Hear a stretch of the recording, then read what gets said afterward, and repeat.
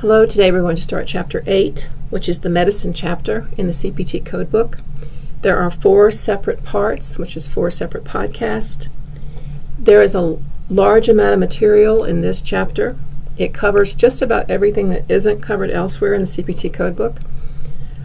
I did not go in and type all of the sections and subsections onto a PowerPoint slide, but my suggestion is that you would go to the front of Chapter 8 in your codebook and just look at all of those topics. Those in green are your sections, and then below that are your subsections, and below that are specific procedures within that subsection. There are literally 3 pages of topics that are part of the outline for the table of contents. So be sure and go there. The PowerPoint slides will cover some of the guidelines and some of the sections, not all of them, but you are expected to read all of your codebook sections, descriptions, as well as your chapter in this textbook. Don't forget that there are guidelines throughout the CPT chapters, either in front of sections, within them, or after them, depending on how it's written. Most of the ones I think in this chapter are found before the section begins. All right, let's jump in, and we'll start with immunizations and injections. There's 2 slides that talk about this.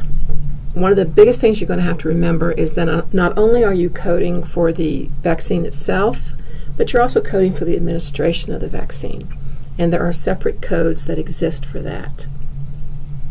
You have to really read your descriptions, because some of the descriptions tell you one single substance, one say multiple substances, so you must read your code descriptions. The guidelines remind us that the coder has both the administration code and the code for the product that have to be selected.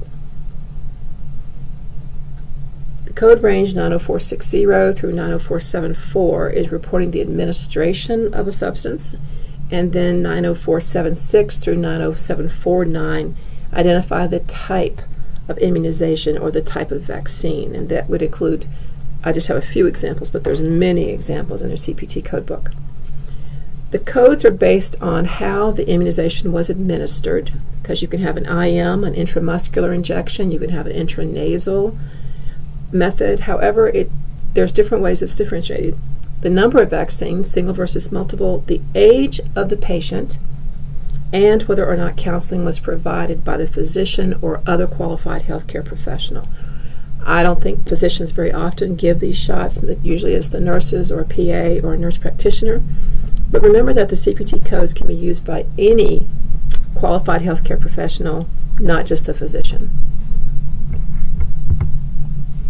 On the second slide, it reminds us that when a significant, separately identifiable E&M service is performed at the same time that the patient's getting that vaccine, the appropriate E&M service code can be appended with modifier 25 when you're reporting your codes for that visit. The CPT guidelines do not instruct the coder to add the 25 modifier, but the author of the CPT textbook and I, given my experience, recommend that you use the modifier 25. I talked to a veteran coder, and she reminded me that in some settings, and she thought it was the ambulatory surgery section, ambulatory surgery setting, you could not use a 25 modifier. So that's why the code book doesn't necessarily advise us to use it, but we are expected to use our judgment when you're coding for a facility. And the veteran coder and I agreed that if you were coding for a physician's office, the patient was receiving this immunization, as well as something comes up and he decides to have an E&M service code, you would append modifier 25 to the E&M service code. If you don't do that, you're going to probably get one of those 2 things denied, either the physician visit denied or the administration and the immunization denied. Here's an example of this type of thing in exercise 8.1 number 2. A 5-year-old patient receives an immunization injection for measles, mumps, rubella, and varicella. Varicella is chickenpox. The pediatrician counsels the mother about potential side effects. So we have the patient's age, we have the vaccine that's being given, and we have the fact that counseling was offered. 3 things that are part of our code description. The MMRV is 4 components. So when you have a 4-component vaccine, you need 4 administration codes. I follow the same format we've been using, where I give you the scenario on one slide, invite you to try to find the answer before you proceed to the slide with the answers. There are 4 components, so we need 4 administration codes.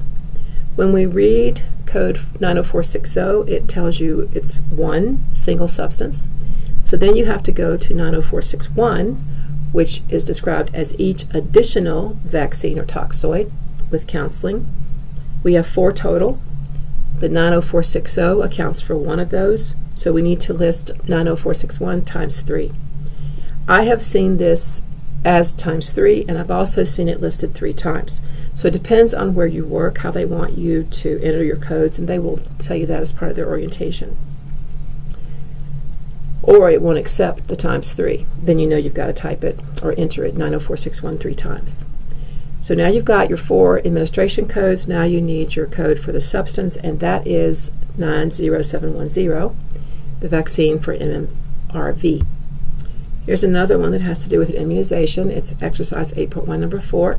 A 19-year-old female receives IM injection for an HPV virus, described as non-avalent, 9 times HPV, 3-dose schedule. And here's your answers. There's just 1 component, the HPV virus, so you only need 1 administration code. And I have the or there to show you that you could either use the main term immunization or the main term administration. And then your vaccine is the human papillomavirus. You would need to know what HPV stands for.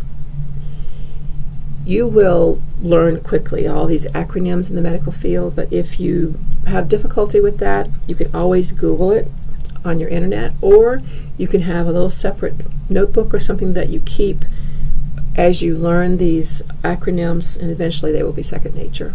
Here's an example that is not in the CPT textbook, and I have it listed as an example because you will see either this item or something very similar to it on future exams in this course.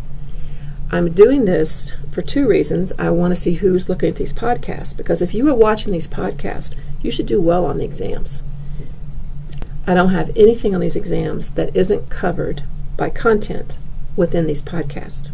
So if you're reviewing the podcast, attempting to work the exercises, you will do well on these exams.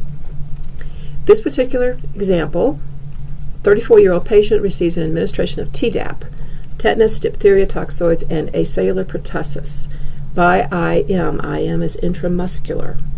The correct codes are 90460, 90714. The answer is false, and there's your codes. So what I'm trying to get you to see, I may write exam items in different ways. Sometimes you'll have to find the CPT code. Sometimes it'll be true, false. Sometimes it'll be multiple choice. Either way, you're going to have to find codes to be able to answer the questions. And here's the rationale and the codes for that, how I got that answer. Tdap is 3 substances, the tetanus, the diphtheria toxoids, and the pertussis. So you will need 3 administration codes and your code for the Tdap.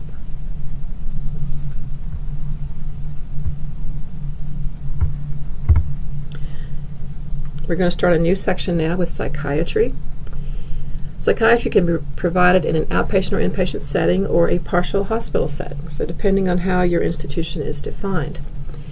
When E&M services are provided along with services from psychiatry section, a code from E&M and a code from psychiatry are reported at the same time. Time is an important factor in the selection of these codes. So let's look at one of the examples, exercise 8.2, psychiatry number 2. This is for an individual session with behavior modification and insight-oriented psychotherapy in the office for 45 minutes. Time is an important factor. Our code is psychotherapy, individual patient. There's the code range.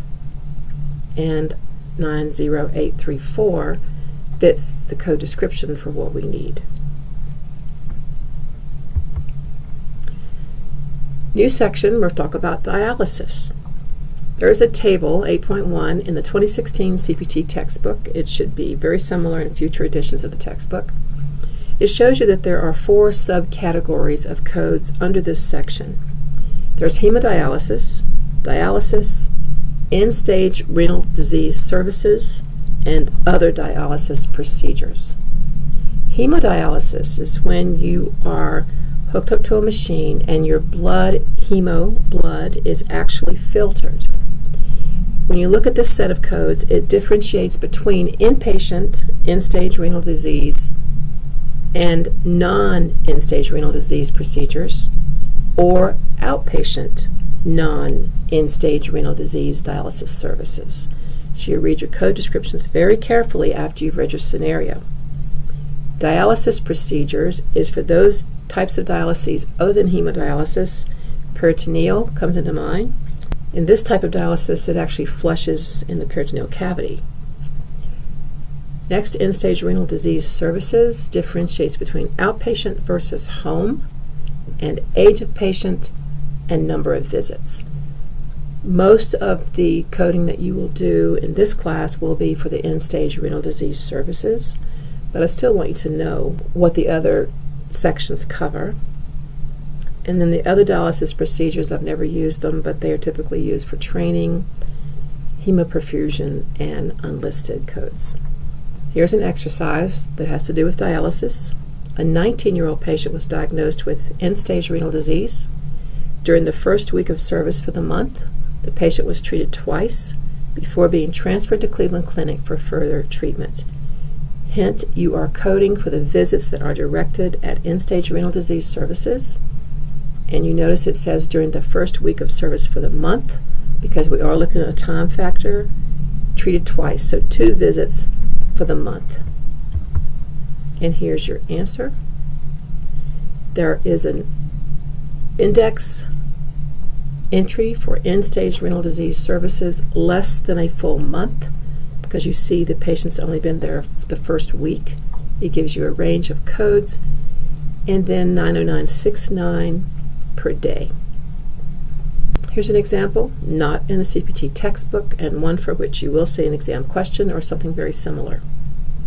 A 62-year-old patient is seen in the outpatient dialysis clinic for 3 face-to-face visits in the month of July for treatment of end-stage renal disease.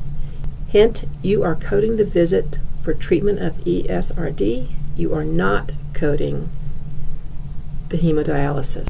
Your main term would again be the end-stage renal disease services. You would capture the outpatient setting. There's your range of codes, and when you look up 90961, it is for patients 20 years old or older. Our patient is 62, with 2 to 3 face-to-face visits. Our patient had 3 per month, and our patient was 3 in the month of July. So you really consider several things within your scenario when you're finding those codes. Totally different section, we'll look at ophthalmology. Similar to the E&M definitions, ophthalmology differentiates codes based on whether it is a new or established patient. The code book also defines what intermediate and comprehensive services include. This is in the guidelines. And just as a note, prescription of glasses is part of a general ophthalmologic service and is not reported separately, but the fitting of the glasses can be coded separately. Prescription of contact lens is not part of the general service and should be reported separately with a code from the series 92310 through 92326. Here's your example. The new patient has a comprehensive ophthalmology exam and evaluation. We look in the index under ophthalmology, diagnostic, eye exam, new patient gives us this range. And when we look up those codes, 92004 is a comprehensive exam with a new patient. One thing I'll say about this section or these sections in the CPT codebook, there's no way you're going to remember all these codes. The best you can do is remember to look at your table of contents, find the section that you're looking for, and start there. If you have any difficulty finding the main term or finding a code, it may be easier just to go to the table of contents and read through your topics or your sections. Because there aren't that many codes within each section, sometimes that's the easiest way to find a code within this chapter. If you have any questions about this first part of Chapter 8, please post them in the discussion board. If it's a specific question, please tell me the path you use to try and find your code, and I will try to help you. Thanks so much and have a good day.